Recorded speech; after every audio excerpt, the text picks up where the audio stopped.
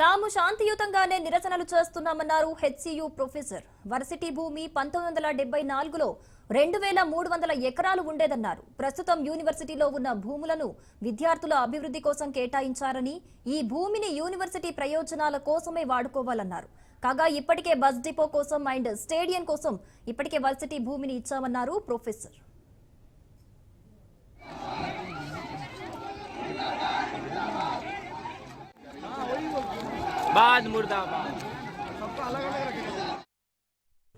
ఇక real estate కోసమే ప్రభుత్వం భూముల వేలం వేస్తోందని, భూముల వేలాన్ని పూర్తిగా వ్యతిరేకిస్తున్నామన్నారు ప్రొఫెసర్. అరెస్టు చేసిన విద్యార్థులను వెంటనే విడుదల చేయాలని కోరారు. ఇప్పటికే నగరం కలుషితమైందని, అనాలోచితంగా తీసుకున్న ప్రభుత్వ నిర్ణయాన్ని మార్చుకోవాలని సూచించారు.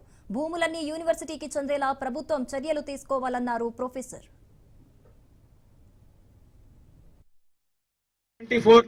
75లో ఈ యూనివర్సిటీకి 2300 ఎకరాలు భూమి ఇవ్వడం జరిగింది. దాంట్లో ఒక కండిషన్ ఏంది అని అంటే, ఈ భూమి మొత్తం కూడా అకాడమిక్ పర్పస్ కోసమే ఉపయోగించాలని ఉంది.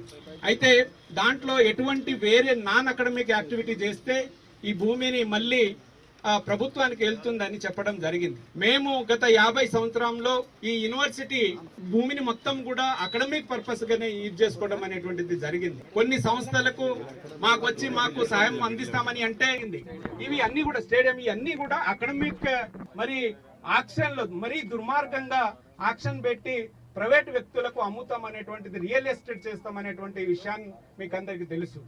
మేము ఈ రియల్ ఎస్టేట్ చేయడాన్ని మేము వ్యతిరేకిస్తున్నాము. ఈ భూమి ముఖ్యంగా ఇక్కడ 3 లేక్స్ ఉన్నాయి క్యాంపస్ లో. ఇప్పుడు ఆ 400 ఎకరాల ఏరియా ఏదైతే ఉందో ఆ ఏరియా మొత్తం కూడా క్యాచ్మెంట్ ఏరియా ఈ చెరువులకు. ఆ భూమిని కనుక తీసుకుంటే ఆ క్యాంపస్ లో ఉన్నటువంటి చెరువులు అన్ని కూడా వాటంతటా అవే చచ్చిపోయేటువంటి అవకాశం ఉంది.